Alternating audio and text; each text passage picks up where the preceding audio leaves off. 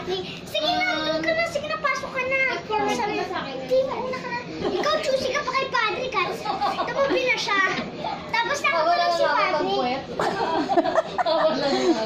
Go! Tapos, nakatulog si Patrick. Tapos ano, Gusto naman sabihin na kuya. yung ulo ni Patrick napagano'n kay Wela.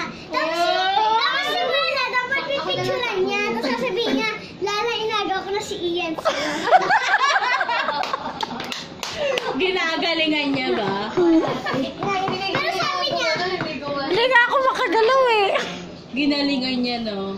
dati nga pagka humingi ako kay Ate Wela, sabi, Ate Wela kaya may kapag ko, ay, ito na, pag wala siyang katabi na artista, biglang, nung may katabi niya si Patrick, biglang, ang hyper ni Ate Wela na, sabi niya, ay, ito na yung makeup bag mo. Tapos, ngayon, nung katabi si Patrick, siya, akin na yung makeup bag ko.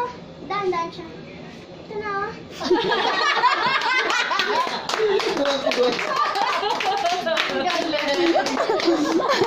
So, laglagan. Laglagan. Laglagan pala. Siya ba, Igor? Anong kinain mo?